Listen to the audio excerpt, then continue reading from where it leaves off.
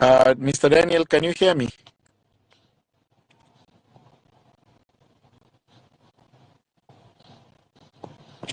If Mr. Daniel, you can't hear me, Kisia, if you have the microphone kindly. Kisia, Dr. Kasi,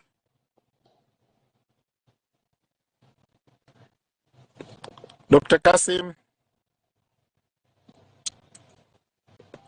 Mohammed, can you hear me? Kisia, please proceed if you have the microphone. I can see your hand. Kindly unmute yourself so that you are able to speak.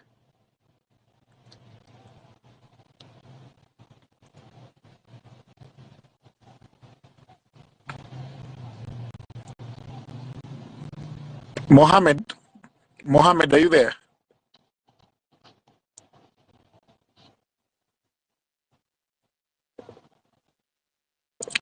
Can someone confirm that my microphone is working kindly?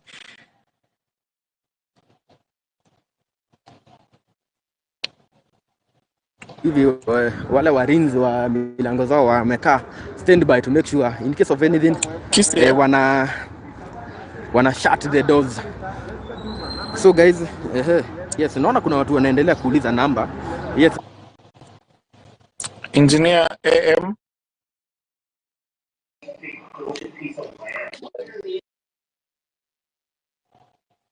Engineer AM, can you hear me?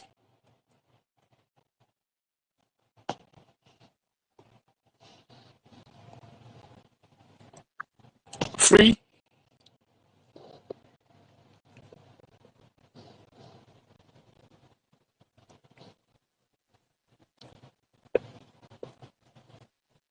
Free, are you there?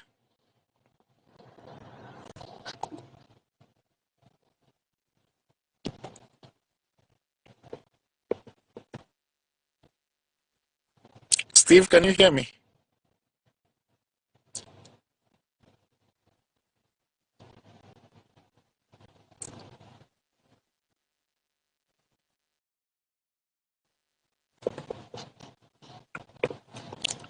Mohammed Adan. Mohammed Adan.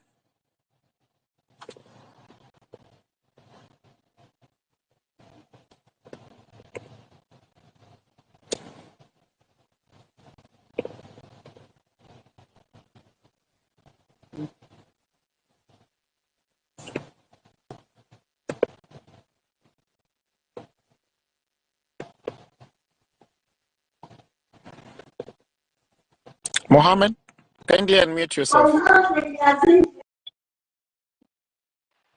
Mohammed. Can I proceed? Dr. Kisia, proceed. Dr. Kisia, proceed. We have had internet issues. Kindly proceed. Okay. Mine is a question that has been asked by someone on the comments. He said that there are some people who were arrested in Bondo, but I think it was last week. So until now, they haven't been released. And upon inquiry today, they said that they were transferred to Siaya police station. So I don't know how that can be addressed. Thank you.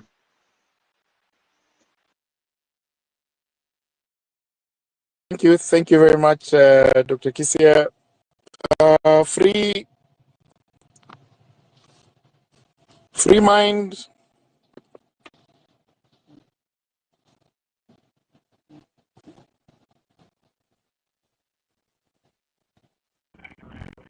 Can you hear me? Hello. Kindly speak. We can hear you. Okay. My name is appreciate the information that is being laid out so that people can be aware of the door. So I hope on tomorrow, maybe people don't let other people they are not confident and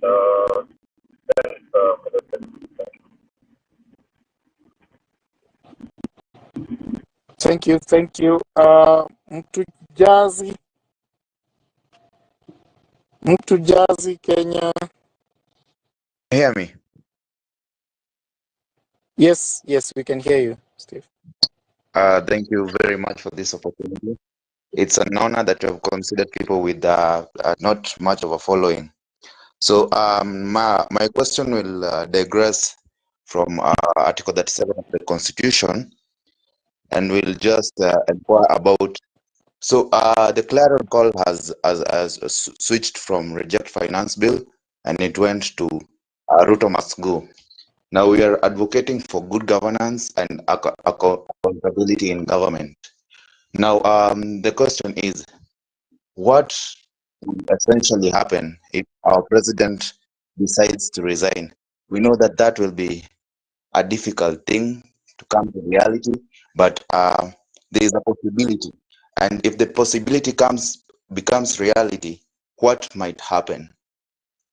I would like to get clarification on that, and thank you very much.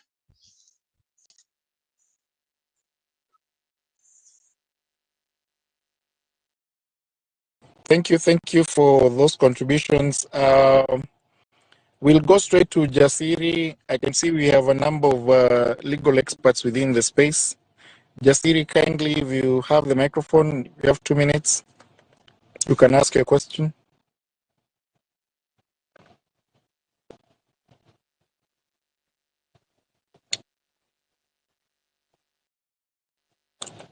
Jasiri, can you hear me? If you can't, Mtu Jasi, if you have the microphone, please.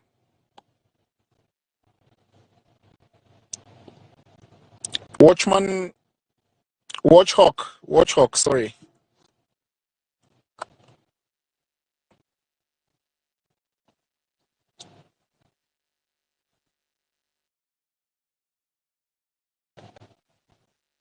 Okay. Kisia, you're back.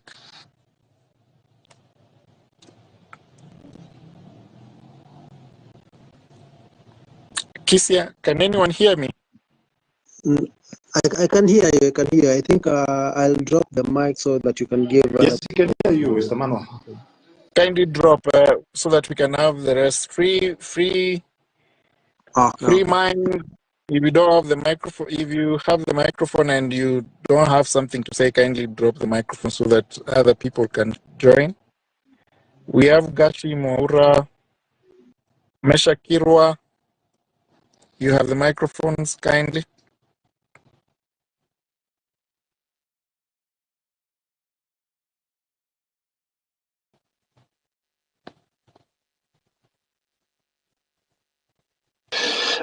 I think I can see Pielo is back. His mic had dropped. Yeah, Pielo, thank you for coming back. Hi, can you hear me? If you have the mic. Yes, we can hear you. Yes, you can hear you, Pielo. Yeah, I was to finish up on my submission, so I don't know where you guys lost me, but I think I just take 2 minutes to finalize on what I was saying. And like I said, identification by police officers, is mandatory, and it only makes the kind of work that they're doing to be as transparent as possible, because if you have so much to hide, and that only means you have to find dubious ways to try and address exactly what, the kind of hidden agenda you have against the protesters. So when you look at, again, the standing order number 24 under chapter 31 on the draft code regulation for the National Police Service standing orders, it says, that despite the following instructions, with regard to, the fitting, wearing, and even the upkeep of the police uniform and equipment, shall be adhered to at all times. And it gives a list of exactly what police officers should, by all type, have with them. And this includes the badges and of the rank, which shall be affixed, to the shoulder, straps with, wire pins, rings. The bayonet and the scabbard equally shall be worn on the belt, behind the left hip. The belt shall be worn fittingly, tightly around the waist, and horizontally in the police offices in police uniform shall tie. The same through the, retaining straps of the trousers, the cloth badges, with dome fasteners, all those kind of things, even the collar badges. So the identification comes as a package.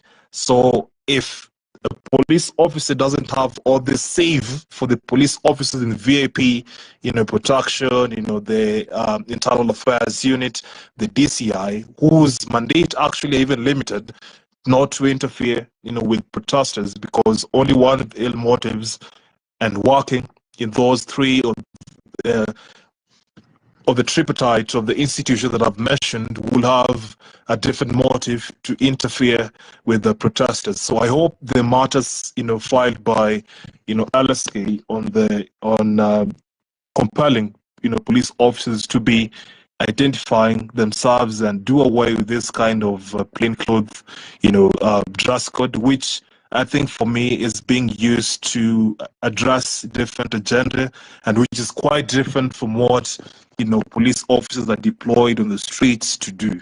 So with that, I think I'll get it back to you, Manuel, and I'll be listening in to more questions as time unfolds. So I'll just be here. Thank you. Thank you. Sorry, I think I need to recognize the presence of Steve. He's a co-convener, Public Interest Litigation Committee of the Law Society of Kenya. Council member Steve, welcome. I can see Wakil Ndegwa and several other advocates listed up. Perhaps if we can take several other questions. Mr. Nyakwama Hamisi Dennis, if you can actually raise your questions, and then we can have Livingstone, and then Justice. If you have the microphones. Yes, good evening. Good evening, kindly proceed. Yes, I'm raising a concern about Kakamega. We have had a plan of mechanics who have been paid to go and counter the protesters, the peaceful protesters tomorrow. So I don't know how it can be managed from the other side. Thank you.